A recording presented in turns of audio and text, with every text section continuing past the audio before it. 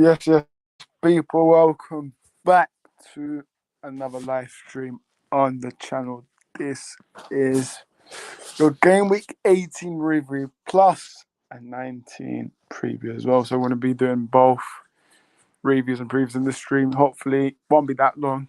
Try not keep you guys waited for long, but yeah, we're back. Like I said, Game Week 18 review plus 19 preview. Um, Happy Christmas to everyone that's celebrating. Merry Christmas to everyone that's celebrating. Um, Enjoy with your families. Spread some love. And yeah, obviously for the football fans, Boxing Day, there's a lot of fixtures for football on Boxing Day. So yeah, it's going to be very Christmassy for the football results. But we'll delve into that. We'll delve into the results for this weekend and preview some games for this week as well. Let's start adding people. First of all, we've got Ollie with us. How you doing, Ollie? Big up. I'm good. Big up. That's good. That's good. Next person, our co-host himself, Manny. How you doing, Manny? Yeah, all good, all good, all good. Can't complain. And of course, Merry Christmas and Happy Holidays to those who are celebrating. It is, of course, Christmas early morning over here where I am, and yeah, I know that for some reasons it might not feel like a time to celebrate, but we reflect on the blessings that we've been given and sort of bind ourselves together in the love that God showers upon us. Hopefully, there'll be peace in the coming days, and that's pretty much it. 100%, 100%. And obviously, we're expecting two more, but we do have one of them here. It is himself, JPT. How you doing, JPT? Doing good, doing good. Unlike Manny, I have a lot to complain about after today. But it's still a good holiday time. So Manny on his side of the earth right now.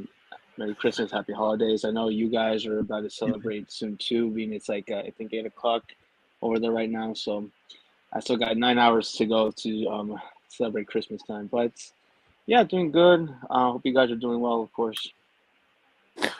Of course. We're doing well. We're doing well. But yeah. Um, but let's get into it, man. Results. Obviously, we're gonna do all the results of the weekend. Then we'll do some preview for the Boxing Day and all the games this week. So, first game is quite interesting because we do have a guy that's a second. No, I'm joking. Aston Villa 1, Sheffield United 1. This is very, very interesting because obviously we'll get into Man United later, but Aston Villa drop for me is a 2 point shot for them, but no one predicted this, man, to Aston Villa for the draw. That means they'll be even more hungrier when they come to Old Trafford on Tuesday. But yeah, Manny, I want to go over to you. What's your thoughts? Because 2 points drop, Sheffield United, big. Yeah, look, I did see almost the whole game, and I'm ashamed to say that when the former villain Cameron Archer scored the go-ahead goal, I actually, lost almost all hope. But credit to Aston Villa for fighting back and scoring that breathlessly late equaliser through Zaniolo. What a time to score your first Premiership goal! And it was a strange game, really, because first of all, let me just start by saying big up to a large section of the Aston Villa fans and also to Unai Emery, mainly Unai Emery, for not doing what Mikel Arteta did and, railing against VAR because Aston Villa were denied a goal and at least one penalty through the machinations of VAR. But I always say that teams should never use VAR as an excuse. You've got to try to lick your wounds if you have a disappointment and come back stronger. And this Aston Villa team have a really good habit of coming back well after disappointments. Whenever they've had a draw or an unexpected loss, they've bounced back well in the next game. And their record, of course, will always be always now. I mean, they'll always have the record for this time around for their home run, and it would have been tragic if they had lost. But games like this will only serve to help Aston Villa. And I think you said it, Orest. They'll be even hungrier when they go to Old Trafford, and they'll be more than determined to sink their teeth into a Manchester United team that, it has to be said, are quite frankly a pale shadow of the great teams of yore. And yeah, it isn't simply about how hard you can hit, but it's about how hard you can get hit and move forward. And Sheffield United had a 5-man defence and a 4-man midfield. So they did whatever they could to literally break up the momentum.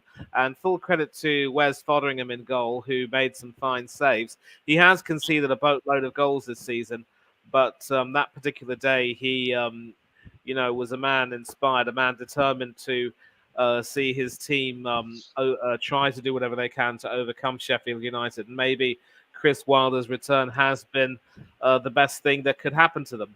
I only hope that Wilder will be given the confidence until the end of the season, or at least beyond if Sheffield United get relegated. But Aston Villa shouldn't feel too disheartened, because they weren't expected to even be competing for top 4, much less be at the position where they are now. And after the Boxing Day fixtures, if Arsenal fail to beat West Ham United, and if Liverpool also suffer a bit of a reverse and Aston Villa win, the tables will be turned and Aston Villa will begin the new year top of the Premier League. So let's also not forget one final mention. Emiliano Martinez was also a part of the Argentina team that saw their long unbeaten run come to a shock end at the hands of Saudi Arabia in one of the biggest shocks in World Cup history, probably the biggest of all time. They still went on to win the trophy. So there's no reason why Aston Villa cannot, go on from here and look to try to improve themselves.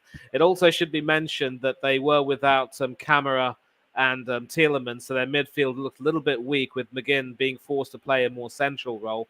And the 4-2-3-1 formation probably wasn't, strong enough to counter the 5-4-1 that Chris Wilder employed.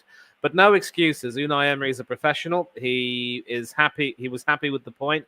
He was not going to blame VAR for anything. And Villa move on.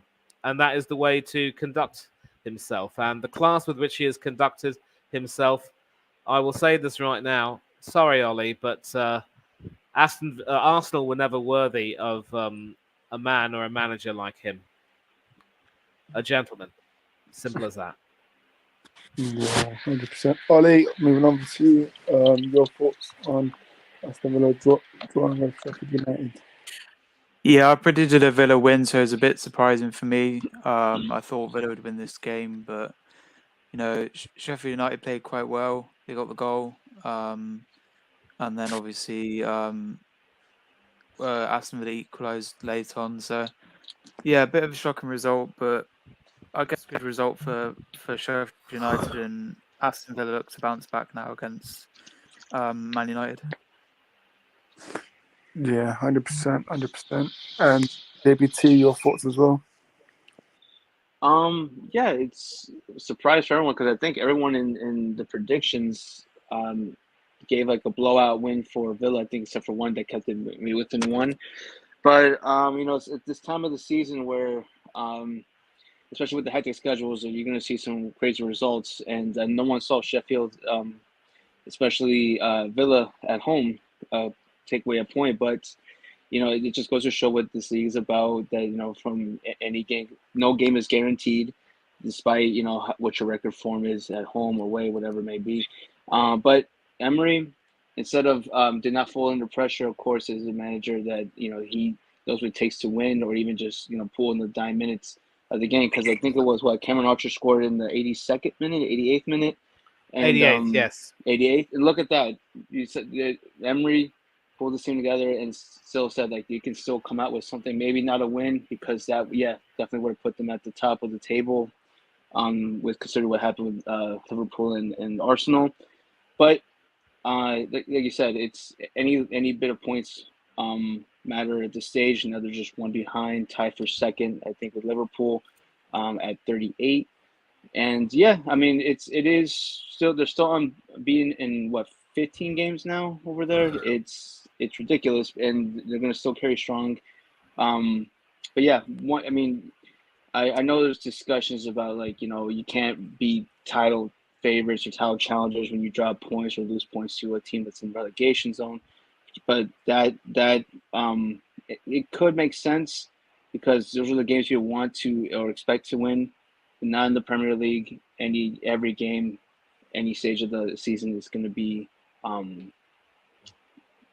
undetermined. It's going to be fight to the end, prove that you are title contenders, title challengers, top four, whatever it may be, and make sure that you make those each game count. And Yeah. Villa took was it? I don't know how much time at a time was put on, but he said like, okay, fine, 10 minutes, we can do it. 5 minutes, whatever maybe. They did it. So I think they scored in the 90+7th minute. 97th, yes. So look at that. He said, you know what, less than 10 minutes, let's do this. Game on. And they pulled that with the point, and they're still within the title race. People want to say it's the title is just between Liverpool and Arsenal. It's not true. You got to throw in Villas there, even though they're not considered a Big Six club. They're still making it seem like they're in the title challenge for a reason. So big up to Villa on that one. Big up to I know Bailey's happy, and Sheffield and Cameron Archer and Chris Wilder or Gene Wilder, what Mr. B called them, gave them a golden ticket. Just taking a bit short, but yeah, it was still an entertaining game to watch. Yeah, Yeah, agreed. let me also say, JPT, that practically every champion team has had their share of dodgy results. Let's not forget Manchester United contrived to lose to Brentford at home and away from home, and they still went on to win. So, as Slice said, it's not about how hard you can hit; it's about how hard you can take a hit and keep moving forward. Take the hits and don't point fingers at anyone or make excuses. Cowards do that. Exactly. And if you're an old school boxing fan, you remember that fights didn't go up to 12 rounds. Now, before they used to go for what, 15, 16 rounds. So this Villa team is made for 15 rounds. Yeah, 100%. And for me, obviously, last bit before we move on, for me, it's about how Aston Villa react to the next game. I know Emma predicted them to win before the match, but they're not going to win every single match. So obviously they're going to draw some matches where they're not expected to be. So yeah, the fact that they showed fight in the last few minutes, I mean, I think that's the mentality from Unai Emery, and atmosphere, the fans, they're giving it. They're just trying to give it all to the players. So yeah. Next game we do move on is West Ham United 2, Manchester United 0. I mean, look, for my predictions, I don't know if I predicted United to win, but for me, look, it's not good enough. It's really not good enough. Johnny Evans, don't know what the heck you were doing. Luke Shaw sleeping for the first goal. And I saw comments from Tanag after the match saying that we had total control, which was absolute lie from right there. But no, look, West Ham deserve it, man. I can't believe it because we had a week to train. West Ham played on Wednesday. They played the strongest team at Anfield, and they still look more prepared, more well drilled than us. It just doesn't make sense. I don't know what the players are doing in training. We've got a team on Tuesday that is looking for revenge because obviously Villa, they're coming to Old Trafford on Tuesday wanting to win. So, look, I think, for Eric Ten Hag, I know there's a lot of question marks. Obviously today, Manchester United did announce the purchase of Jim Ratcliffe, 25%.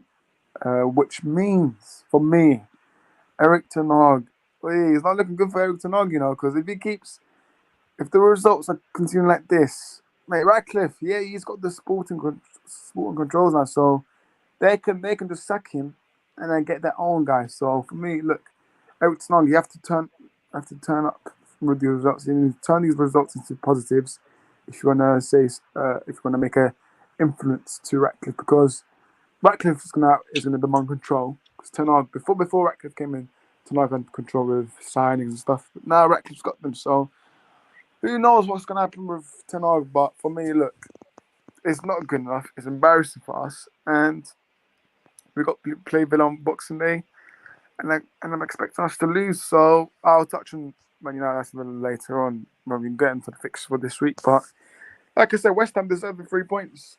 Kudus, brilliant player. Unfortunately, we got the wrong Ajax player, but yeah, no, it's a great signing for West Ham for Kudus. But yeah, Kudus, Paqueta, they all played fantastic against us. But yeah, I'm going to go to Ollie for this one. Ollie, what's your thoughts on the West Ham's win against United? Yeah, I watched a bit of the game. I thought I think I predicted a United win. I thought United could win the game, but West Ham won the game. So yeah, overall good win for West Ham. They played well. Kudu scored a goal on Bowen as well. So yeah, good win for West Ham, and Man United's not looking good at the moment. You know the form, and they got Villa next, which is going to be tough. So, but no, not good result for Man United, but good win for West Ham, and yeah. Manny, over to you now. What went wrong? Yeah, go ahead. Yeah, well, I said what went wrong for this match for Man United side? What went wrong was, I think, United lost their concentration. You spoke about Mr. Evans.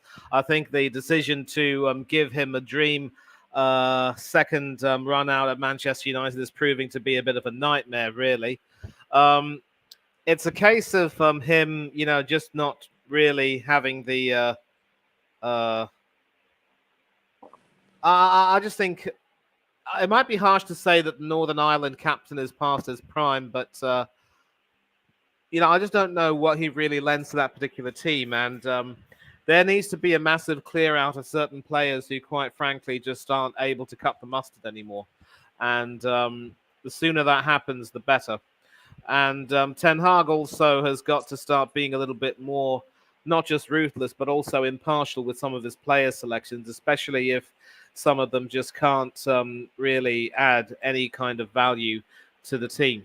And as far as West Ham are concerned, they are one of the most maddeningly inconsistent teams I've ever seen because, with the players they've got and the way they're capable of playing, they produce some excellent results this season. And yet there have been times when they've been made to look very, very ordinary. And the only problem is when they're on their game, when they literally are in good form, when you've got the likes of Bowen and Kudus and Ward-Prowse working their magic, and don't forget the likes of Paquetá as well, they really look good. Maybe if they can just tighten up their defense a little bit, they could also do a little bit better. And let's not forget they're also into the knockout stages of the Europa League as group winners, so they don't have to play a playoff to go forward. Neither do Brighton and Hove Albion, for that matter, and certainly neither do Liverpool. So happy days for all of those clubs in question. But Moyes is also a very hard man. I mean, it's hard to be impressed by him if you're a West Ham fan at times, because West Ham supporters want to see really attractive football, but at the same time they can't complain if the team is able to earn some wins, and they've also got European silverware to add to their trophy cabinet. We haven't gotten the European silverware for the last 30 years, but if they can just sort out a few of their issues, the way Aston Villa should sort out some of their issues, they can actually go a little bit forward. They can go really, really far. But it will remain to be seen how far this lasts with Villa, especially if they might possibly need one or two reinforcements in the January window themselves. But they are looking quite good, especially at home. Do not discount them at home. Write them off at your peril. And they're also travelling to Arsenal for the post-Christmas fixtures. So we've got to be very careful. Declan Rice should have a role to play against his former team, and how he performs could very well be key. Yeah, exactly. 100%. JPT, your thoughts on match? I didn't watch too much of the game just because I didn't stream it here, and also I was just sleeping in that day. But I kept up with the score and saw the replays. But from what I saw, um, you know what? I think I even predicted the score to be correct, 2-0 to West Ham. Because I think that's when Kyle was not liking the score, being he's a United fan. But yeah, just mostly because this game, I mean, West Ham should have won, to be honest. But maybe it should have just been a 1-0 win. I mean, I think it was Kobe Mano who made the mistake for the second goal for Kudus. But yeah, it's just United. It just doesn't look like when they're playing bad, you just know that it's similar to my team. When you just had the feeling like maybe 15 minutes in, 20 minutes in, maybe we're not going to score. Like we're not going to do anything with the ball. And there's just no one on that United side that I'm looking to see like who's going to carry the game, like who's going to carry this team, like if they're trying to come back down from a goal, and who's going to help put pressure on the final third. There's no one, and I don't know if this is more onto the players or what Ten Hag is doing. But just team is not looking like the United that we all are familiar with seeing.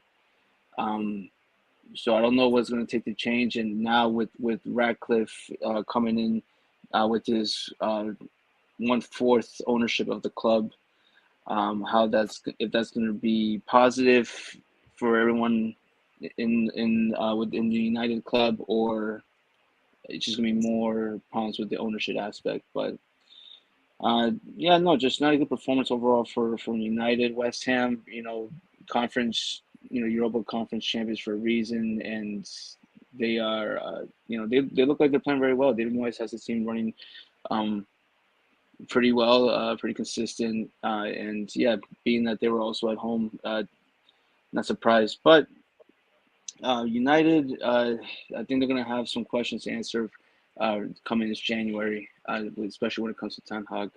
Because I've asked you this 100 times already, but if they were to sack Ten Hag, who do you see realistically coming under the ownership?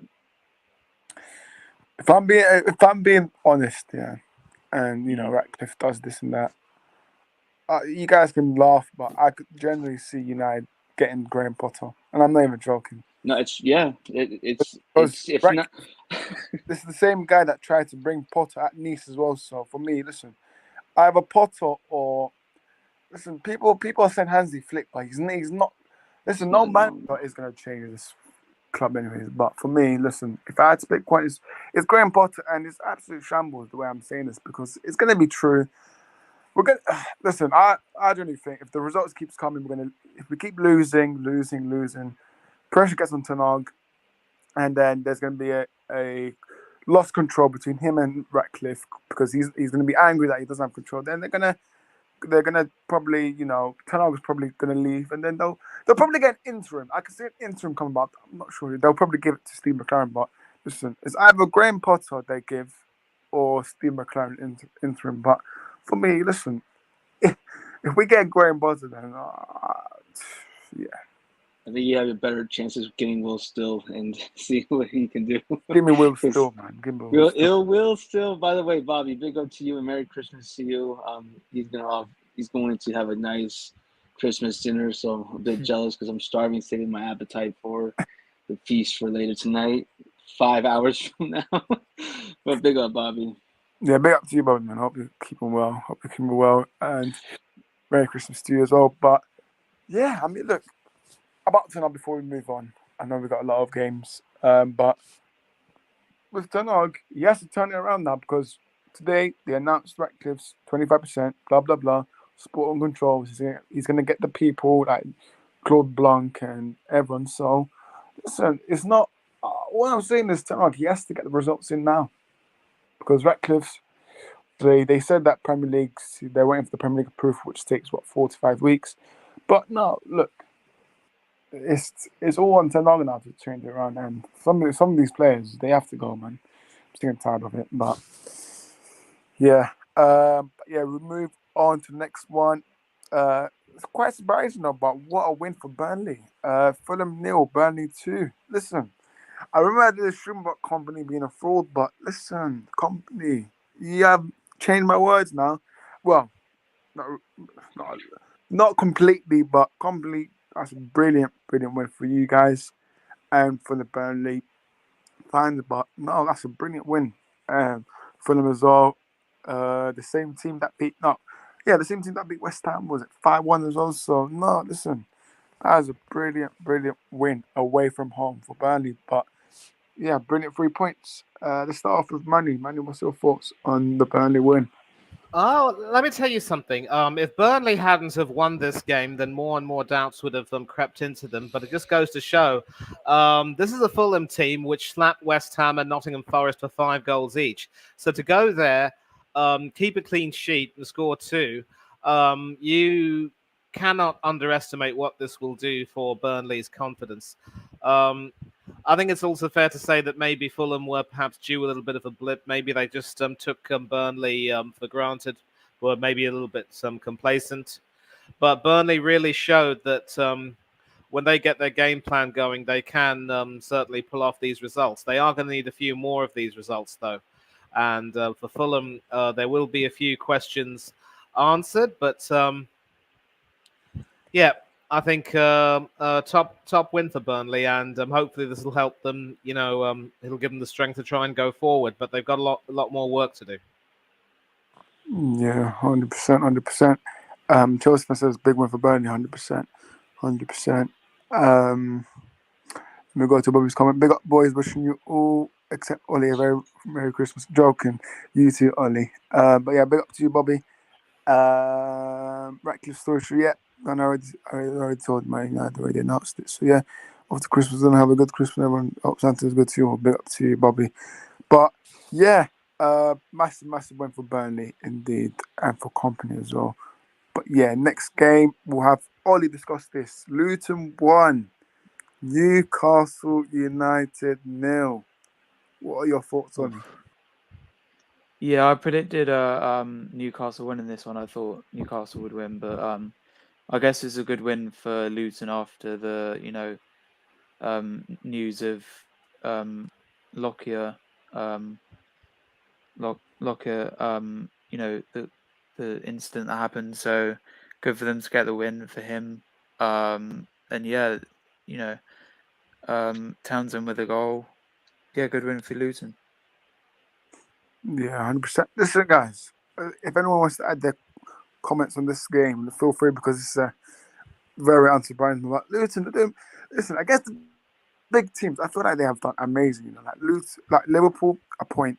Arsenal, they got, listen, Arsenal were a bit, a bit lucky with there, but no, against big clubs, they haven't done that bad. So big up to Rob Edwards and the way he sat aside. But no, that's a massive win. Does anyone want to have their thoughts on this game, or shall we move on? No, just playing at their home Kennelsworth is going to be pretty hectic for the next coming weeks. I'm worried about Luton at their home right now, because we gotta play them after we play Palace. So Jesus Christ, if they're guys, playing Barkley, in man. like this, Ross Barkley, man, he's balling Ross up. Ross Barkley, Barkley is balling up, man. Oh my days. gosh, first game of the Imagine new this, year, yeah. I think. You guys shook on your phone for this one. Ross Barkley assist Andrews Townsend at the goal. What is this? 2014? Like what is going on here? But listen, fair play to Luton, man. Like Yeah, Andrews Townsend with the goal. Newcastle, I don't know what's up with them with their away from home side. Their away record. Listen, I can. That's very ironic for me to talk about away side, but for me, Newcastle, Eddie Howe, I don't know whether it's him how he sets it up, but they've been poor away from home. But I'm pretty sure Newcastle, their next game, they do have at home, so they should want to get a reaction for the fans. But yeah, just away from home, Newcastle, they haven't been that convincing as everyone says the second. But yeah, brilliant 3 points for Luton. Next one, Bournemouth 3, Forest 2. And for me, shocking decision that Willy Bolly off, man. Clearly, oh, he got the ball, but you know what? The referee decides to give him a red card. Well, it's double yellow, sorry.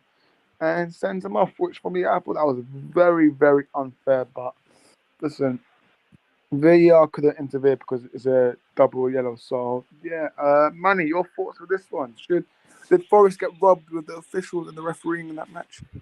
It's hard to say really because look, one of the things which I made very clear was that Nuno was a big no-no when it came to Forest, and obviously, well, as soon as he came in, he tried to change a few things. But this Bournemouth team are currently riding some pretty decent form under Iriola, and I would say this might sound a little bit biased in a way, and maybe the Bowley sending off looked a little bit harsh at first, but Forest just weren't really capable of being able to do enough to get the result they needed, and they needed to beat Bournemouth and make a statement. And now, of course, with Bournemouth securing a win at the City Ground in a repeat of last season's corresponding fixture, of course, it's. It's coming up cherries at the moment for Bournemouth. And as for Forest, they've got more problems and more questions that have to be answered. I just think that Nuno has a lot of work to do to try to turn things around. And it's not going to be easy. And he will probably need to be given the freedom to change the team in terms of starting a clear out of certain players who aren't getting any game time and who might not get any game time for the remainder of the season. So if he can do that, that will be half the battle won. But of course, having said that, Forest have now sunk to 17th in the Premiership, and they're only above Luton by 2 points. But Luton, of course, do have that game in hand. That game, of course, being the game against Bournemouth, which had been cancelled and which will have to be replayed. So it's not looking good for Forest, but as for Bournemouth, well done to them. Well done to Andoni Iraola. What a recovery. Bournemouth should be able to stay up at this particular rate, but, they still have to keep doing the hard work. And if they can do that, more power to them. Of course, 100%. 100%. But we do have Mr. B with us. Mr. B, big up to you. Yeah, cool, man. Cool. Yeah, I apologise for being late. Got doing something and to be fair, your team didn't play this weekend, so that's fine. We will preview. Obviously, you guys do play Wolves at home, so we will obviously get onto that. But yeah, cool, to have you on, good to have you on. But yeah, I mean, look, Manny, Bournemouth win. I mean, for me, listen, I don't like blaming officials and VAR and stuff, but for me, I did feel like that red card did impact them a bit, but them getting Nuno from me, that is a strange one. Strange appointment, to be fair, but yeah, I don't know how they're going to be under Nuno, to be fair. I don't know how, but yeah. Because clearly, what I saw on social media, they were supporting Forest, they were supporting their manager before Steve Cooper. They were supporting him, but I don't know, the outrage since when they said he got sacked, like, yeah, they were shocked, but yeah, Chelsea fans have big up Mr. Lee, big up to Chelsea fans. But yeah, next game. He skipped the whole Liverpool Arsenal game. Oh yeah, you missed. Oh wait, what? Hang on a minute. Oh no, yeah, Arsenal. Where's the? I don't know. I had to hit, but yeah, hang on. Let's put Arsenal on. Sorry, I don't know. I did have Arsenal on, but it did seem to go. But yeah. Arsenal, he did. What? Don't worry, Chelsea's next. Chelsea is next. Chelsea's next. Oh god. But yeah, Liverpool won, Arsenal won. I got called. Oh, why are you celebrating at Anfield? Well, Arsenal fans, Manny, let's go over to you first. Listen, I'm not calling out no one in this room, by the way, but Manny, talk to me. Are you happy with a draw at Anfield? Do you think, the Odegaard handball was a handball? What do you think? The Odegaard handball was a handball. Odegaard was also very lucky that Trent couldn't finish his dinner, which was handed to him on a golden plate. That was one of the worst games I had seen the Norwegian captain play for the Arsenal. And the less said about Alexander Zinchenko, the better. Zinchenko, no! I'll never believe in you, and I don't want to continue that Never has because been, never will I've be. already got some complaints about my singing voice or what have you. And there's also speaking of Zinchenko, there's a little bit of a meme doing the rounds on Twitter with a guy looking at almost exactly like him dancing to Michael Jackson's Thriller, and the title was Zinchenko when it's time to come up against Mohamed Salah. Now, of course, when we played Tomiyasu against Salah at the Emirates last season, Tomiyasu was able to stop Salah from getting any kind of influence. But with Zinchenko, he just it's as if he doesn't really understand the basics of defending. Do not allow the guy to cut in on his left foot. The way he lackadaisically allowed Salah to get to that pass from TAA, which led to the goal. He got nutmegged on several occasions. He's just not a left back. He really isn't. And the worst part is that because of him, Declan Rice didn't have as marauding a game as he normally would be expected to. Gabriel Magalhaes had to cover for him. There's a part of me that wouldn't mind seeing Declan Rice going in at centre-back, Gabriel Magalhaes going in at left-back, and Alexander Zinchenko going into the midfield. Because at times, it felt as though that was exactly what was happening. But that's what you get when you have a manager who plays some really good players in some utterly wonky positions, which make no real sense because he wants to be, Pep incarnate and bring that Manchester City style to Arsenal.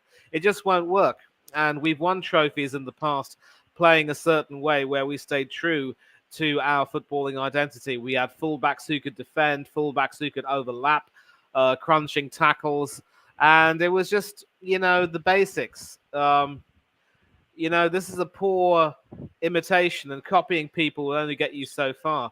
But if we are the Arsenal, we have to play like the Arsenal, and we're just not doing that at the moment. And all of these guys who have the nerve to say, we dominated Liverpool, we reduced them to a few shots on target. Let me tell you one thing. We hardly ever troubled Alisson Becker too much, aside from the goal and maybe one or two other instances where, we ended up putting it wide. Raya was arguably the busier of the two. A near post goal. Could he have done better for that? I think he was left helpless. Had a good game dealing with crosses, but then he's expected to be good with that. And it was a game with which I wasn't at all happy because we needed to make a statement and we failed to do so. And as a consequence, yes, we're top of the league at Christmas, but only by 1 point. We were top of the league at Christmas last season. Fat lot of good that did us. And, unless we make it count against West Ham, I think there is no way that we can go forward and call ourselves title contenders. Because unless we have to be a lot more ruthless, and we also have to avoid making some silly mistakes. And sadly, that won't happen as long as we have the players we have, as long as we have the manager that we have. As far as Liverpool are concerned, they actually had a few injuries. They've also lost Tsimikas, which means they don't have a left back.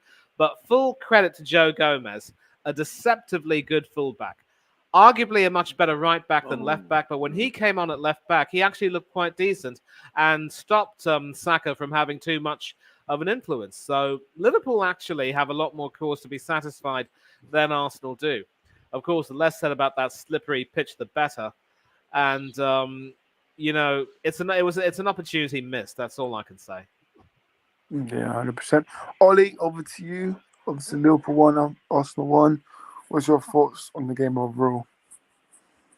Yeah, I'm pretty happy with the point. Getting a point away from Anfield is quite a big achievement. It's a tough place to go. They're a good team, so yeah. And obviously, we're at least we didn't lose. That's the main thing. We could have gone there and lost. We obviously got the early goal and then conceded, and then it was 1-1 for a while. So we didn't look like very, like we wanted to score another goal. So I would have liked a win, but I'll take the draw. And obviously we're top of the league and West Ham next. Hopefully we win that to stay top until the new year. But no, I'm happy with the point. I would have liked to win, but I'm happy with the point. So yeah, good. Yeah, 100%, 100%. Then, does anyone else want to add any comments? JBT, you want to have any thoughts on this one? Other than it was an entertaining game as a neutral. Second half was ridiculous off 0-100 quick. Joe Gomez, you're right, Manny. Oh my goodness, I did not expect him. He looked like he could have had a game winner with him with that curling shot he had. He almost thought when Simicast got He still off. hasn't I scored for mean, Liverpool yet. he hasn't scored for Liverpool, right? Yeah. He still hasn't scored. Yeah. That would have been a great first goal if it just a little bit more on the curve, but it is what it is. But Simicast, hopefully he has a speedy recovery because that fall looked terrible. On his shoulder, apparently just broke his collarbone. As someone who has broken their collarbone, I'll tell you right now that is a horrible and painful injury. But Manny got spot on. Zinchenko. Once that pass went to Salah, it was written. It was. You could see the future. You're just gonna easily cut him through onto his left shot. Salah, but what a ball from Trent. Not his fault too much. I'm not gonna be too harsh on Trent after the pass he got from Salah to what that should have been put away. That bounce on his foot just caught him off. And I love what the commentator said. To think an earthworm just caused 2 extra points for Liverpool. But I also say too, Odegaard, he again missing for the big games. Saka had a good game too. He should have probably put that one opportunity in the second half away, which went off to Martinelli. Martinelli, I don't know if he just stumbled or what or hesitated, but that should have been an easy goal. Where it caught Allison off. I mean, you guys, as Manny said, didn't trouble Allison too much, but the chances that did come to you would have been those were the ones that needed to be executed. And if like you said, if you pull this stuff out from West Ham, it's going to be hard to say yourself as title contenders, even though you just said no game is guaranteed. But West Ham are the ones that would make you pay if you don't put those chances away. Yeah, exactly, 100%. Right, let's move on. Mr. B, let's get your thoughts on the Tottenham's win against Everton, 2-1 win. Richarlison, another goal for him. What do you think? Yeah, well, to be honest, I actually thought Everton were going to win this, the way they were going. But and they had loads of chances, man. And I thought, they probably could have done Spurs here. But no, good win for the Spuds again, I guess. They've done all right there. So, they're on form. They're getting some goals. So, shame for Everton. I thought they deserved something out of the game, to be honest. But they just couldn't finish. And they had, obviously, that decision go against them. It probably was a foul on, who was it he fouled? Spurs guy. Chicken Royale. I think that's what it's called, isn't it? It was Royale. It was Royale, and then they scored. But, that was unfortunate. But, Spuds are going well, aren't they? So... Yeah, I mean, another goal for Richarlison. He's doing bits right now. Things like 6. I don't even know what the stats are, but he's doing brilliant goals. But yeah, look, Tottenham are doing well. They're only 3 points off top. I'm not saying they're going to win the title or anything like that. I already know Tottenham are like, but yeah, no, they look good. Everton look. They didn't even play that bad, I thought it's just some silly goals that they considered. And you know what? Braithwaite, that centre back, hey, he looks good, man. He looks solid.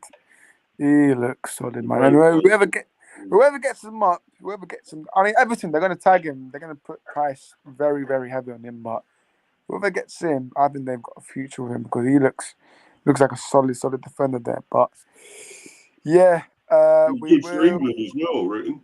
Getting the England team, We need a player like him. But yeah, exactly. You need a player like him. But it all depends what Southgate decides.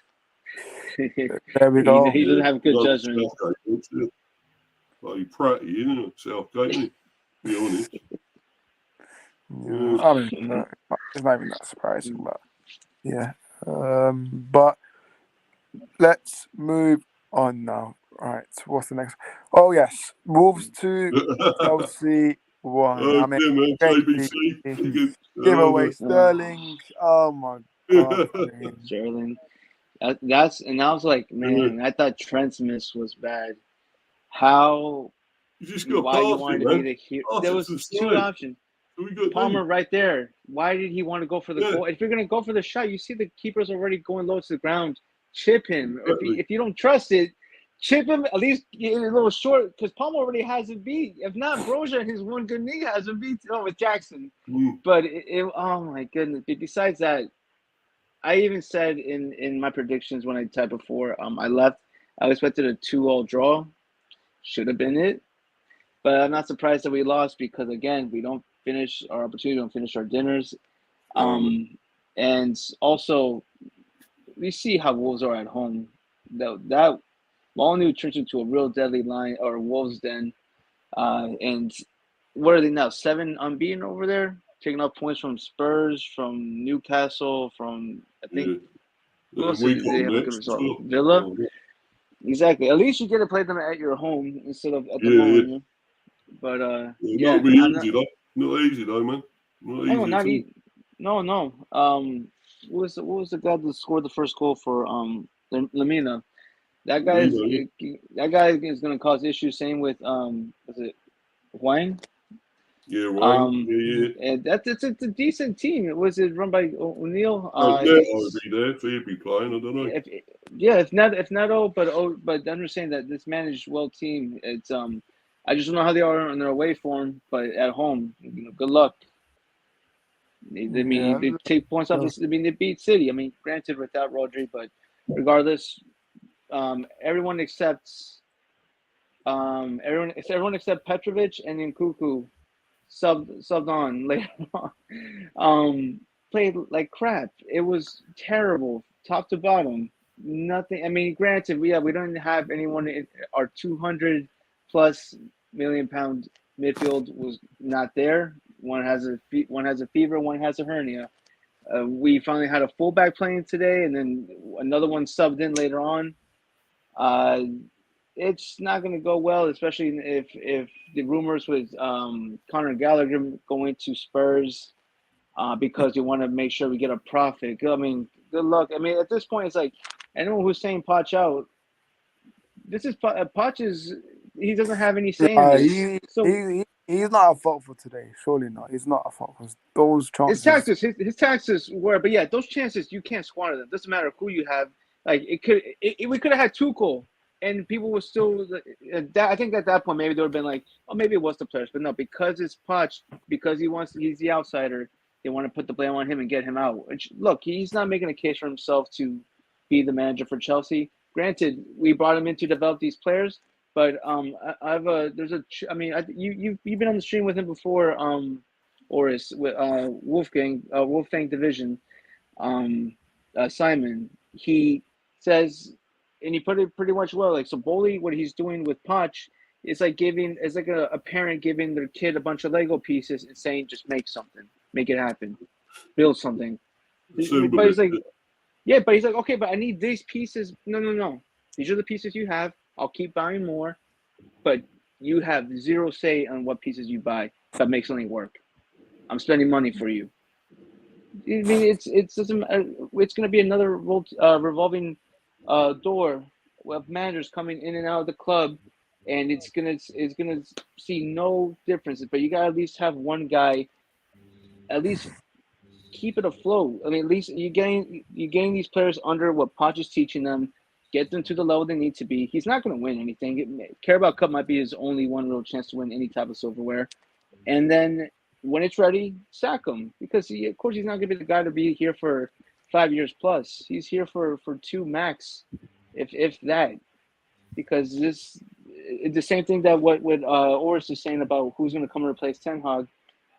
I won't be surprised if we get the former U.S. National team coach, what's it, Berhalter? Honest to God. No, it's either him or Arenas or Bob Bradley. How about just bring back Graham Potter? That'll be very good for you guys. Bring back Graham Potter. No.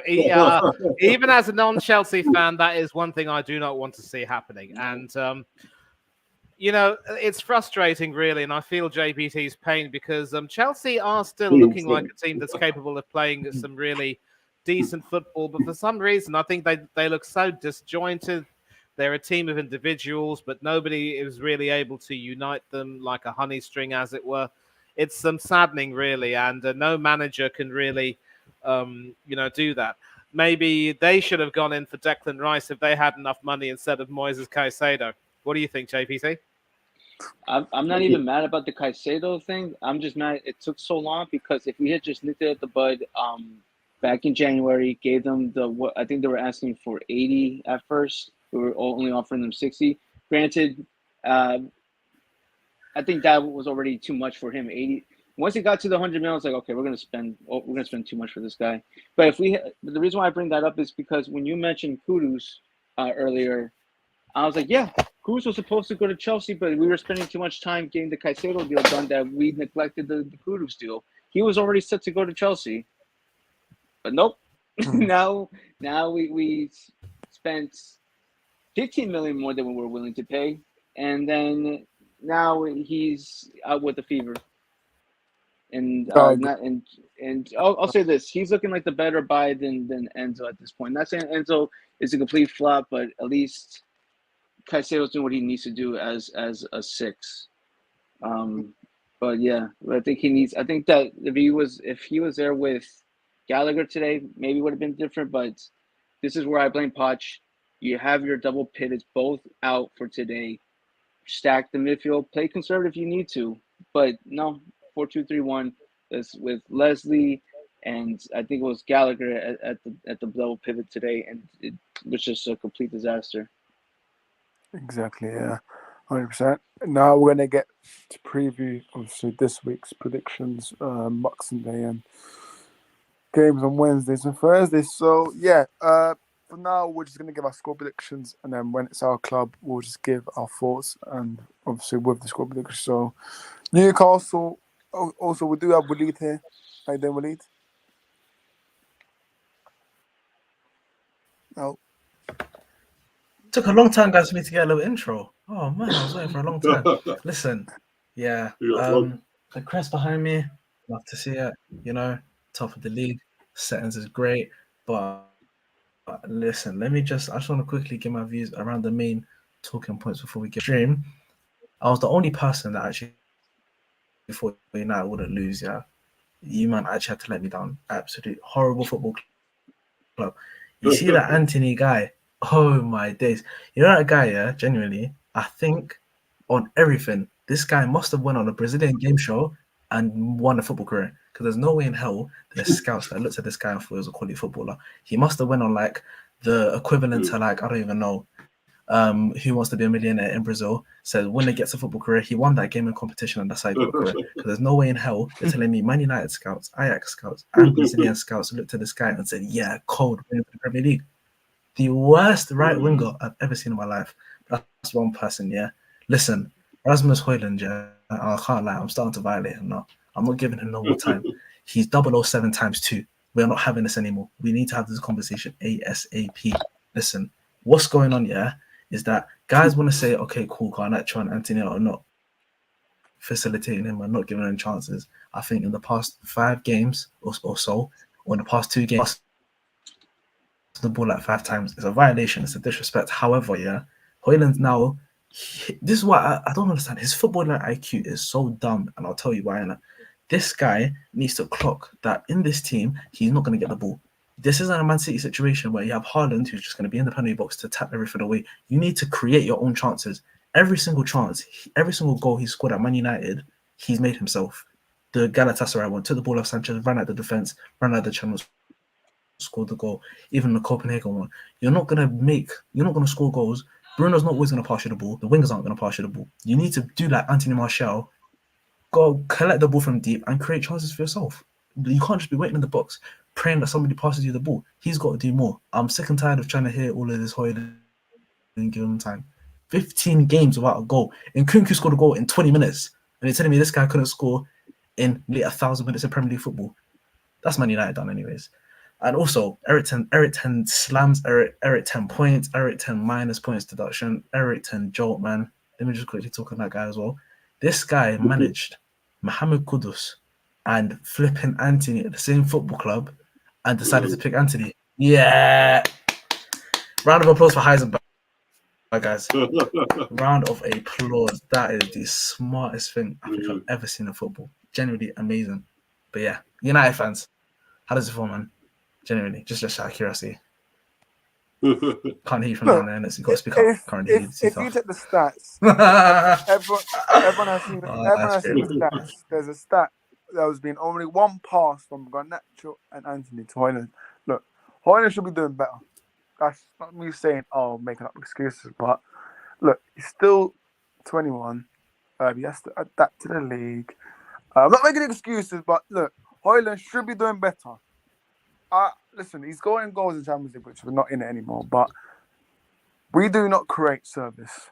Our midfield, we've got Scott McMuffin, by the way. He's an absolute fraud. He needs to go in January. None of this goals hype that United fans are defending. He needs to leave in January. None of this, let's keep him, Eric Ten Hag. If he starts on Tuesday, if McTominay starts on Tuesday, I am Ten Hag out because I've had enough with McTominay. I've had my limits are finished with McTominay. And Ten Hag, mate. Listen, people know my thoughts on Ten Hag. I've defended him as much as possible, yeah? But if he continues to start McTominay this Tuesday against the Villa side that is going to try and get the 3 points, then listen, I'm done with the manager. So, listen, if McTominay starts, that's me finito. But with Højlund, I don't know whether it's fatigue. I don't even know. But he should be doing better.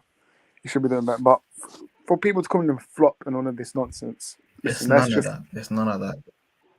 Like, I'm telling you right now, guys. If this was Martial up top, if this was Martial that was having this stinker, even Nicholas Jackson, oh my God. Let's get in score predictions and then we'll touch on United versus Villa. I think United versus Villa is very soon. So Newcastle Forest, let's quickly get in score prediction. I'm going to go with a 3-0 convincing Newcastle win. Manny? 3-1. 3-1. Ollie? 3-0 Newcastle. 3-0 Newcastle. JBT? I'm going to go 2-1 Newcastle. 2-1 Newcastle. Mr. B? Yeah, I'm going with that. Forest are in shit at the moment. New manager bounce going to come in. I'm going to say 2-1, yeah. What's your lead?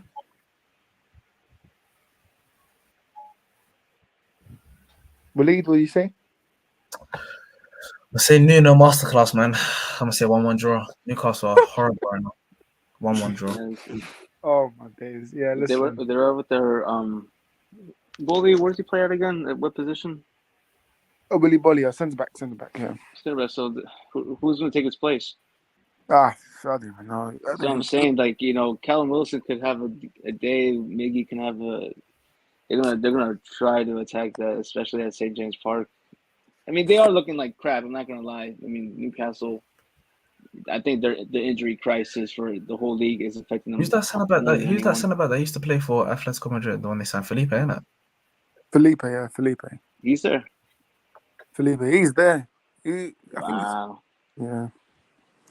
That's crazy, but yeah. Let's get into Bournemouth. This game, by the way, what a game! Bournemouth versus Fulham. Yeah. See, Bournemouth won, Fulham lost. But I don't even know. For myself, I don't even know what to say. I'm gonna back Bournemouth. I'm gonna back Ariola. I'm gonna say 2-1 Bournemouth. Manny? Bournemouth against Fulham. Ooh, I think Bournemouth could very well continue their hot streak against the Fulham team, slightly low on confidence. 2-1 to the Cherries. Okay, 2-1. Ollie? I'm going to go 2-1 Bournemouth. 2-1 Bournemouth. JBT? This one's going to be an exciting or a high-scoring game, I think. I'm going to go 3-2 Bournemouth. 3-2. Oh, 5 goals. And Mr. B? Yeah, I think Solanke can keep his goal-scoring form going. Sorry about that. Didn't mean that, Solanke. Solanke, because I want him at Brentford, man.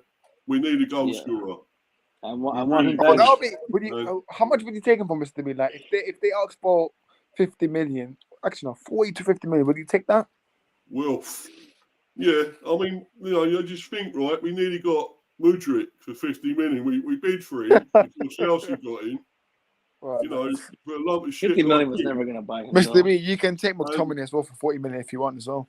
No, fuck off. Don't want that. Yeah, everyone. I'm pretty sure No, everyone I'm going here. 3-1 Bournemouth, by the way. Oh my, 3-1 Bournemouth. Wow. Listen, Fulham have been a decent side this season, but Bournemouth, I'm backing them, man. I'm backing Bournemouth. And Walid is going to join soon. He just said he's joining from his Mac, so he will be joining soon. Let me go through the comments. Let's read their predictions. Chelsea fan says Bournemouth 2-1. Simon says 1-1. Gentleman says I would take Solanke at Chelsea. Listen, Take him back. you already have enough strikers yourself, man. Listen, We'll Broja. give them Broja. Give No. them the Albanian Raul. Let's get. Oi. Let's have it there, mate. Raul's a good striker. Listen, Broja, mate. I did watch Chelsea for first. I only watched Chelsea when Broja started, if I'm being honest. But first half, I thought he was a bit quiet. Broja had chances, It's not like he didn't have chances. But I think some of the passes, man, you guys give way too many heavy passes, man. I see Exactly. It's the heavy pass that thank you. Yourself. Nah, they can't calm themselves down. But yeah, Broja, he tried his best. But yeah. Oh my goodness. Next one. This for me, Sheffield United versus Luton. There could be a surprise in one of these two matches, but you know what? I'll say my prediction. I'll wait until all you guys do it. So, Manny, what do you have in your mind? Sheffield United versus Luton. 2-1 to the Hatters. I think the blades are going to be blunted. Oh, interesting. Ollie. 2-1 Luton. 2-1 Luton. Oi, JBT. I'm gonna go 2-1 Sheffield. I mean, Luton are good, but I think away from home, it's a little questionable. But Sheffield, like I said, that Villa, they're gonna come with the confidence from Villa. Yep. Mr. B? Sheffield are picking up, man. They really are picking up. But I think Luton are going to do this to Tom Lockyer. And I'm going to say 2-1 Luton. 2-1 Luton. Interesting. I'm going to say 2-1 Sheffield United. Going to be on JPT's side there, even though he dissed up my guy Broja. But look, I didn't say. Why did I say it was bad from him? I mean, I want to keep him, but if we had to pick between him and Raul Jimenez, no? No, Raul, like. Oh, I thought you said Albanian Raul Jimenez. No, I just said Raul. You heard Jimenez. I just said Raul. Yeah, I thought you meant Raul. Nah, listen, Raul. Listen, if you guys don't know him, he was very, very baller. But yeah. But next game, but listen, Burnley Liverpool. Is there going to be? You know what? I'll say it. 2-0 Liverpool. I was going to say is there going to be a surprise, but so Liverpool. I think they're going to be hurt. They would want a reaction because I think the players came out and said that they're not happy with the draw against us. So I think they're going to come over with a reaction there. So Manny, Burnley versus Liverpool. Your thoughts? 3-1 Liverpool. I think Liverpool might lose their concentration and concede a goal, but that's as good as it's going to get for the Clarets. Yeah, exactly. Ollie, your score predictions? I'm going to go 2-0 Liverpool. 2-0 Liverpool, JBT? 3-1 Liverpool. Mr. B? 3-0 Liverpool. And Waleed? Oh, yeah. I'm gonna go 3-0 Liverpool, mate. My boy Curtis Jones on the score sheet. Yeah. Just 2-0 Liverpool. Yeah, Luton. Yeah. Right, cool. Next one. Jesus Christ. Man United versus Villa. I'm going to be honest. Manchester United 0, Aston Villa 4. Money. Oh, come on, RS. Have some confidence, son. I mean, I know Aston Villa are riding a crest of form, but, they are due a blip every now and then, and United need to... Martinez clean sheet, man. Exactly. Listen, Martinez is a better goalkeeper than Onana. He doesn't need a clean sheet to prove that. But I suppose. Ooh, this could be interesting. I'm going to go with a tight result here. 2-1 to Villa. So you Ollie? told us to back yourself, but you're still going to predict 2-1 Villa. 2-1 Man United. Ah! What? Look, I'm not Wait, winning. what? I'm sorry, but guys, Ollie, I know you back United, but there's a stat. Last United forward to score at Old Trafford was Jadon Sancho. You know how crazy Oh, that is. But Ollie, that's fine. 2-1. Stick with that. 2-1 yeah. United. JBT. Me on the same wavelength for this one. I'm just gonna say 2-1 Villa. It's gonna be closer than expected, but it's gonna be like I said. It's that time of year. Gonna see some crazy results, but I don't think it's gonna be a blowout like saying 4-0. I'm telling you, we're getting Potter, mate. I'm telling you, that's gonna happen soon. But Waleed, I told you the bet. Listen, I won it anyways. But Ratcliffe, Jesus Christ, see what he does at the club. Mr. B Yeah, I'm going 2-1 Villa. and Waleed himself. I'll be real with you, yeah. If I see that scrap Anthony start on the right wing, we're scrapping. I'll be honest So with who's you. gonna start on the right then? Who's gonna start on the right? Bro, I don't care. Get Amad Diallo on one leg. I'd rather have him than Anthony, I swear. You know that guy hasn't scored in the Premier League since March. He hasn't scored at Old Trafford since the Barcelona game. Jadon Sancho has bagged twice in that time period, and he hasn't played since August. If I see this guy play, I 3-1 see Villa. McTominay start. I'm over with Ten. I'm done with Ten Hag. 3-1 Villa, man. Genuinely, Anthony is the epitome of if anybody can make it, you can trust me. Yeah, anything, guys, all the viewers at home, anything that you're doing in life, just look at Anthony.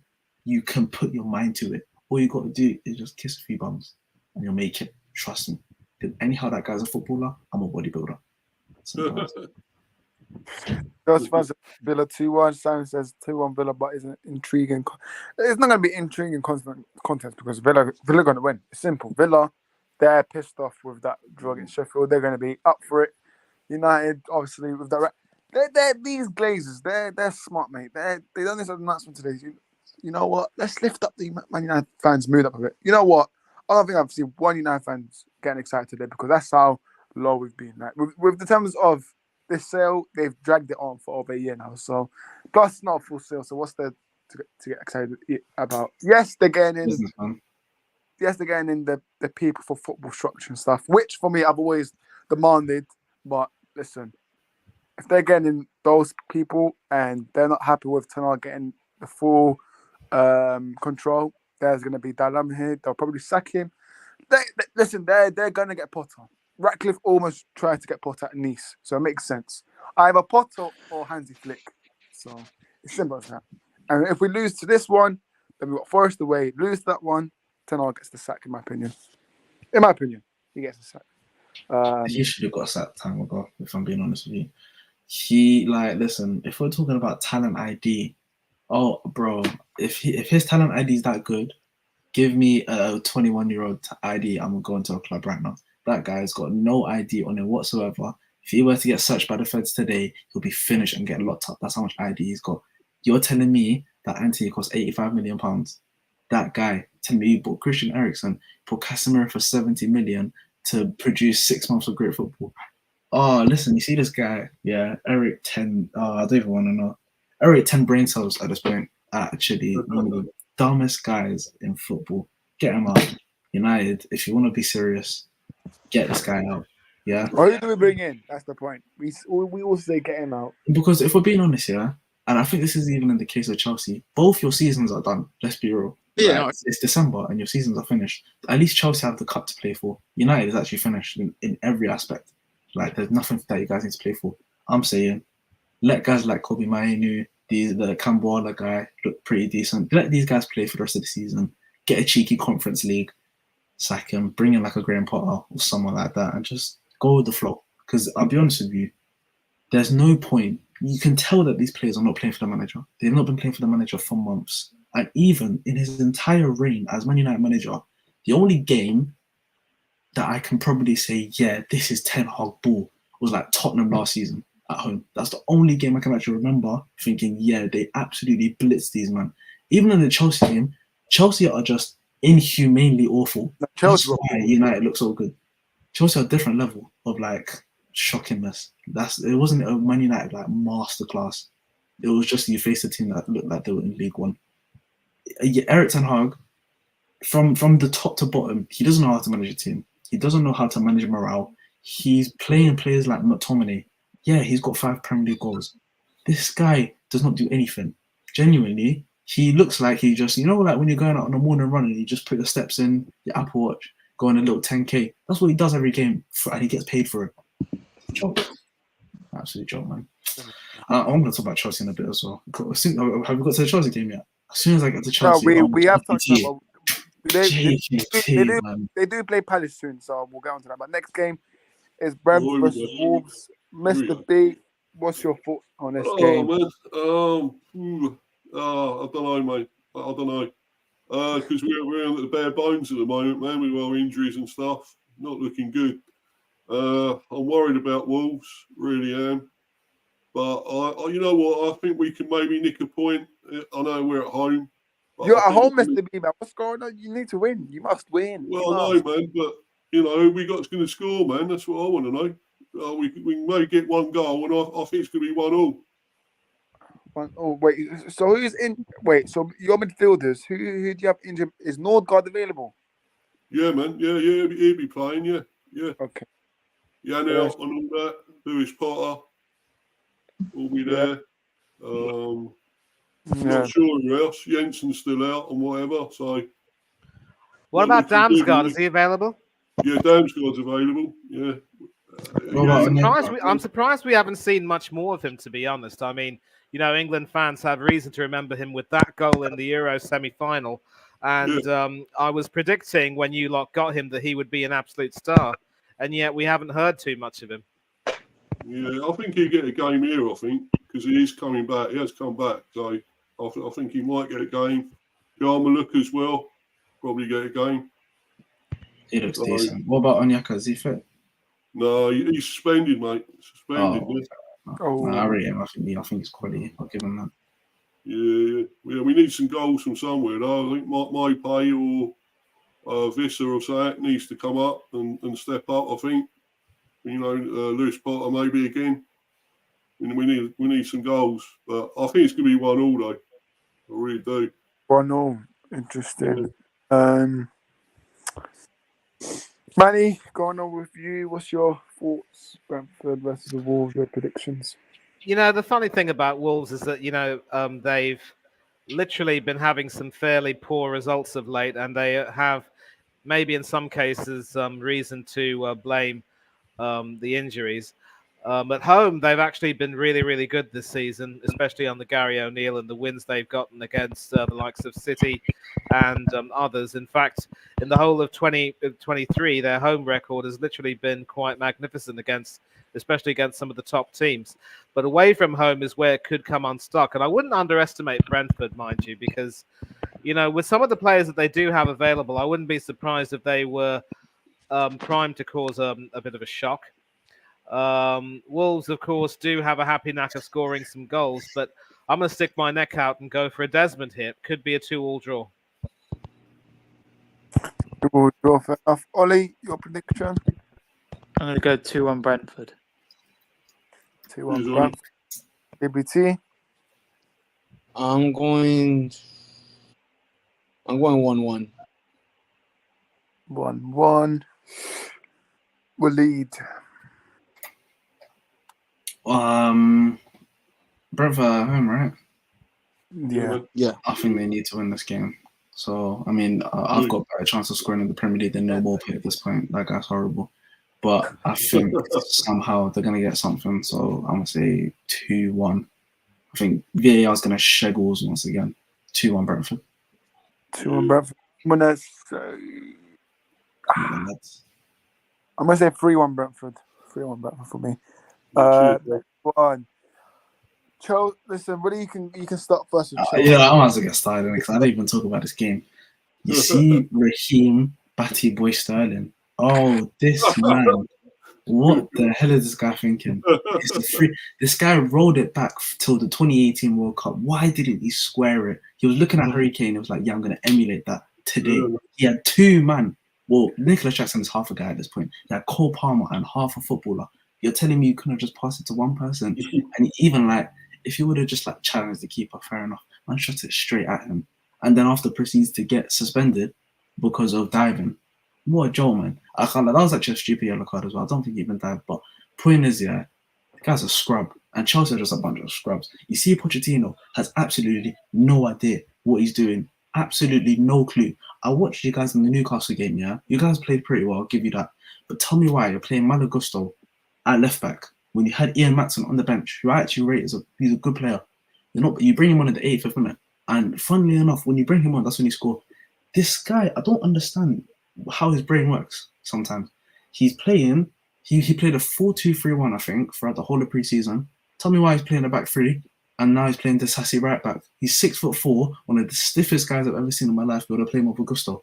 Yeah, it's like he's asking at this point. So he's doing it to himself. Yeah, he's had players injured, but Nkunku should have started. Broja, that guy. No offense, Orestia. That guy is absolute. He's hard. I'm on YouTube and I'm not even going to say what I think, but he is finished. He's washed. Absolutely finished. That guy couldn't control a football if Angry Ginger's he is absolutely done. You are getting sin bin, my friend. You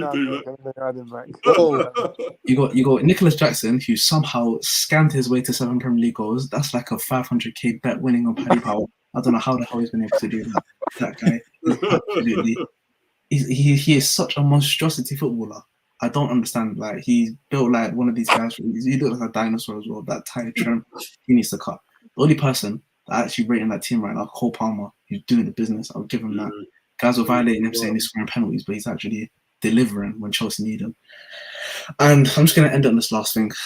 You guys have a £200 million midfield. 200 and what? To be specific, 200 and what? £15 million midfield? You got Enzo Fernandez. You man got scammed. Absolutely scammed. This guy can barely do what Kyler is doing right now. Absolute disgrace. And then you got flipping Moises Caicedo. I've never seen a guy look so uncomfortable playing football in my life. He plays football like he's a grandma. I swear, you take the ball on the half turn, he can't even move. It looks like he's playing stuck in the mud. Never seen a guy play football like that. Oh, Chelsea, how have you spent £1 billion and you've gotten worse?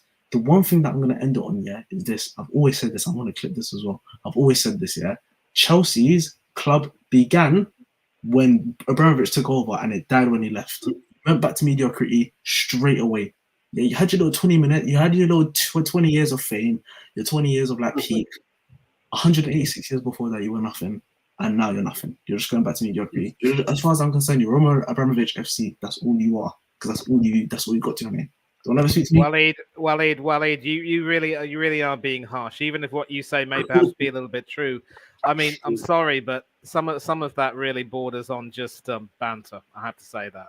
Yeah, you know, there is look, you have to consider that with a team like Chelsea, I mean, they were winning titles before Abramovich anyway, and there is still something in that team, for what it's worth, that says that they can, recover from all of this. But it will take a little bit of time, I would say, and it's just, it will take some time, but eventually they will come back. They just have to have a huge clear out. They look disjointed in many ways, but it's the halfway stage of the season, and seasons can change in turn. So let's not be too hasty in our judgment. That's all I'm going to say. Yeah, I understand, Manny. I'm pretty. Wait, haven't Chelsea won 6 Premier Leagues, right? Have they won any English league titles? Correct me if I'm wrong.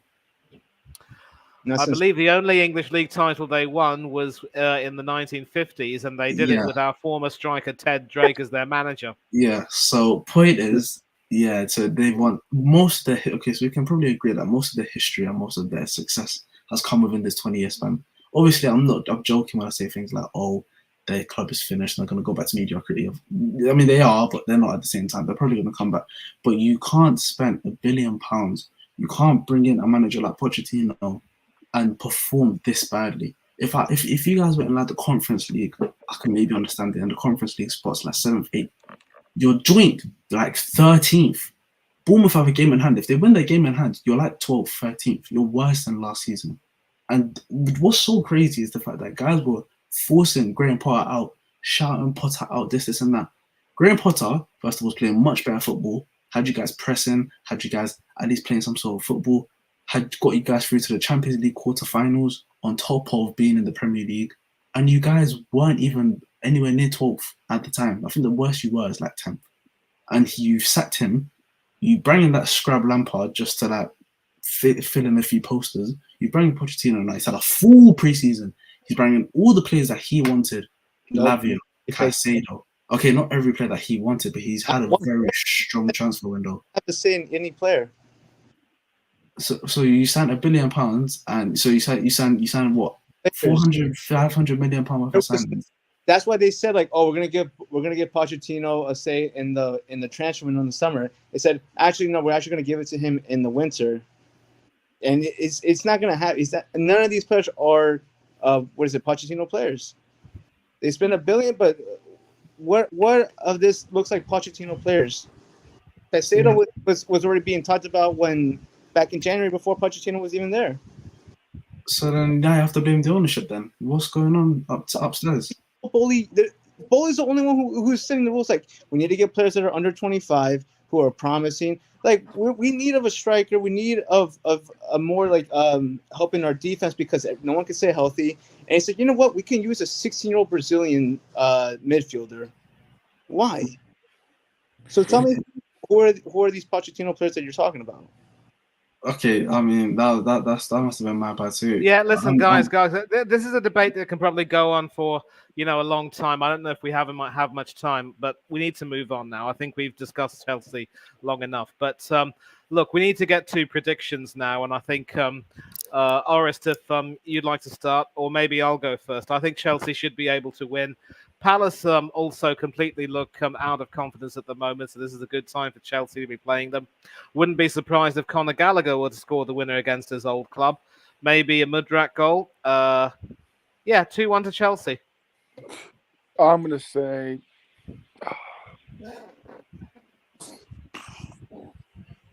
2-0 Chelsea. 2-0 Chelsea. JBT?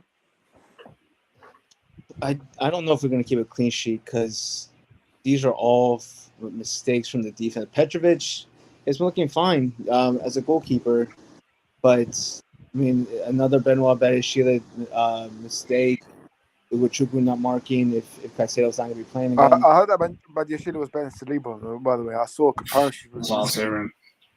But that. That's what I was talking to, not you, but that's what I was talking to. Apparently, Badiashile is better than Saliba, but yeah. From his talent, I'll give him respect because he even said Odegaard, that was a handball. But I'm not VAR. So I'm not the ref. Arsenal talk later, but yeah. 2-1 Chelsea. 2-1 Chelsea. Ollie? 2-1 Chelsea. 2-1 Chelsea. Mr. B? Yeah. I think Chelsea got a click at some stage with their players. I'm going to go 2-1 Chelsea as well. And Waleed? 1-0 Palace, man. The Eagles are winning that. Telling me, this is I'm being deadly serious. Crystal Palace are winning. I'm being so serious. This is a real Hodgson masterclass. It's about to happen. He's going to say Palace is going to do something that Arsenal couldn't do. Okay. So we're number one. You're number one. Just add a 0 next to you. Yeah. But carry on. Don't slip this time. This is here last year. You saw what happened. Everton host Manchester City. This is going to be it's a crucial game for them. Listen, Everton, they look solid, man, but game could go either way, but I do back City to win this. I think it's going to be 2-1 City. Manny? 2 against an Everton team that's still in a relegation dogfight, points deduction or no points deduction. 3-1 City. I mean, I know they've lost Rodri, but let's not underestimate the confidence that they will have from their World Championship win. 3-1 City. Yeah. Ollie? 3-1 City. 3-1 City. JBT? I'm actually gonna go different and say a 2-1 Everton win. Oh. Ooh. Ooh. Ooh. And then Even Oh, Pep Spurs gets sacked. got You never lucky, know. Pep gets sacked. No, or I'm even joking. Everton. Listen, they could be. Listen, obviously, City just recently won the Club World Cup, so they could be, a bit hang up. City could just rest. Put Phillips in. You never know. But Mr. B, I'm going to go for a big scoring game. I'm going to go 3-2 City here. 3-2 City, high scoring, Yeah. and we'll lead. Obviously, he's going to be back in Everton for this one. Yeah, I'm gonna go 1-1. 1-1. So another draw for. Listen, I think that's going to be a lot of draws for Man City. Next game, we got 2 games left. Brighton, Tottenham. Let's have JPT start us off with this one. Keep it simple. I think the Seagulls are going to be the superior birds in this game, so I'm going to say a 3-1 Brighton win. Oh, 3-1 Yeah. Brighton. I know you have to go soon, but your Arsenal West Ham prediction, JPT? God, this is going to be a good one. I'm going to say 2-1 Arsenal.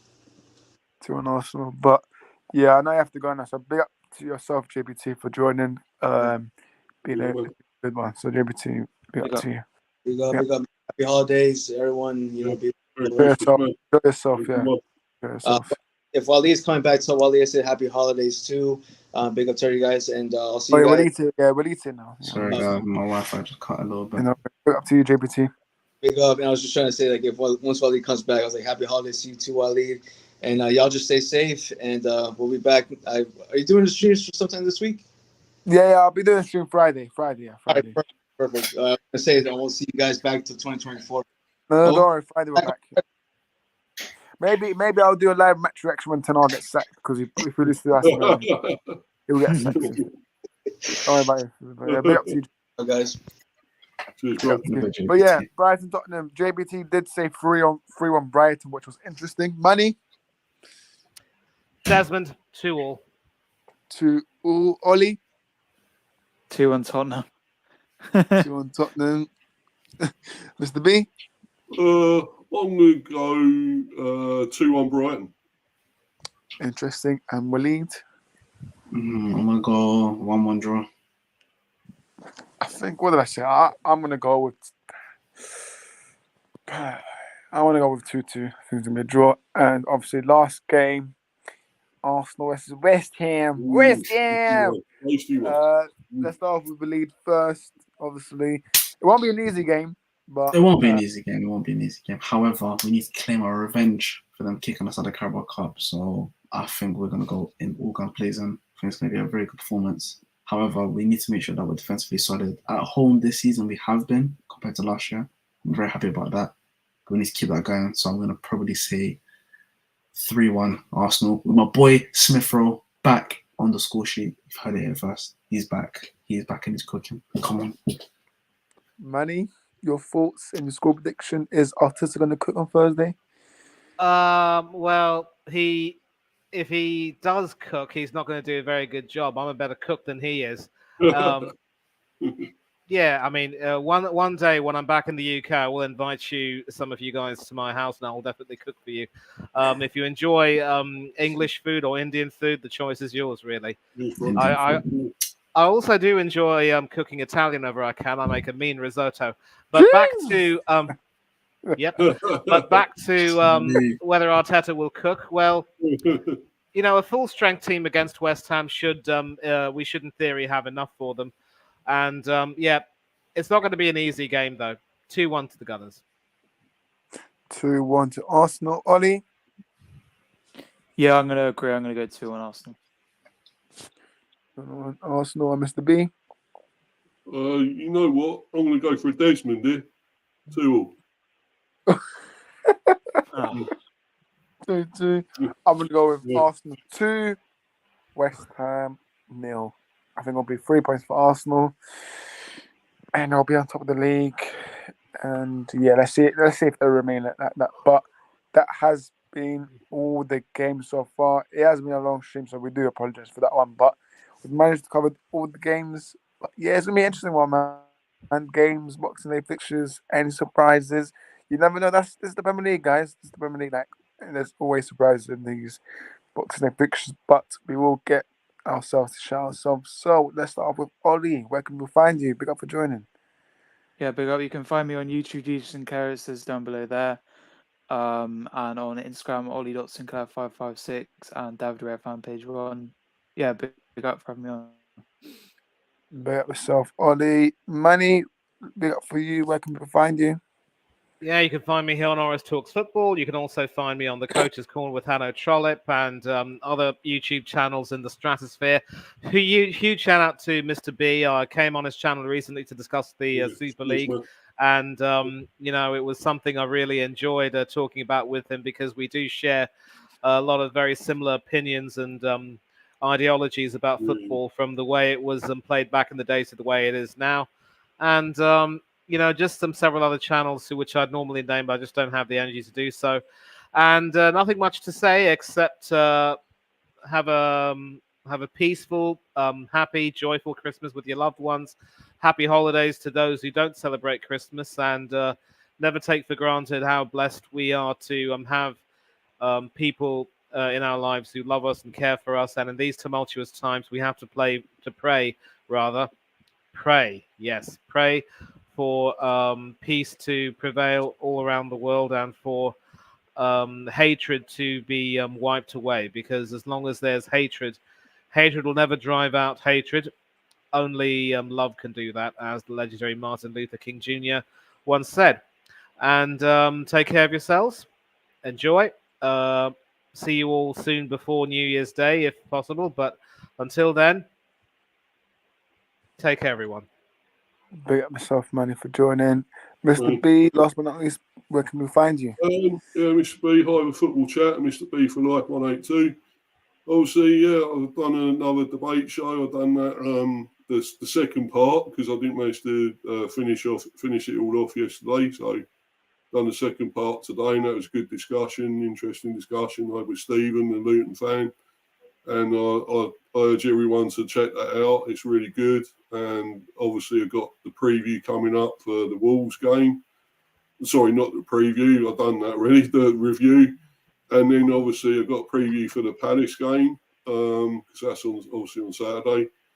I'm trying to get a Palace fan for that. I might try and see if I can get Eagle Eye to come on. I'll see if he can do that. That'd be great.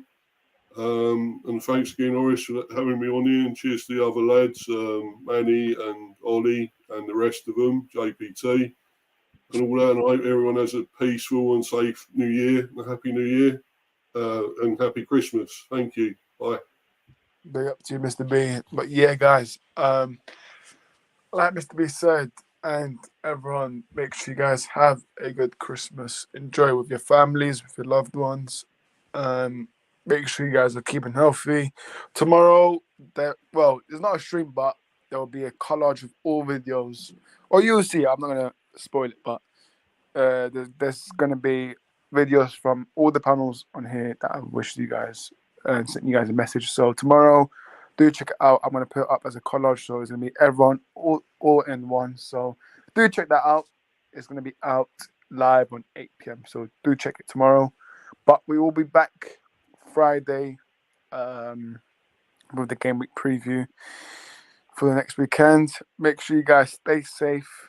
Follow us on socials, Instagram, Oris Football, Twitter, Oris Footy. Make sure you guys have subscribed to this channel if you haven't already. We're trying to get 500 as possible as we can, but we will see. Even if we don't, then obviously 2024, that's the target really to get it by the first quarter of 2024. But guys, make sure you stay safe. Obviously, enjoy yourself. Boxing Day, enjoy your match, enjoy watching your club. Hopefully, United try to get the 3 points, but won't be easy. Brentford get the win. Arsenal, will they capitulate? Who knows? But stay safe, enjoy yourself, and we shall see you soon. Peace.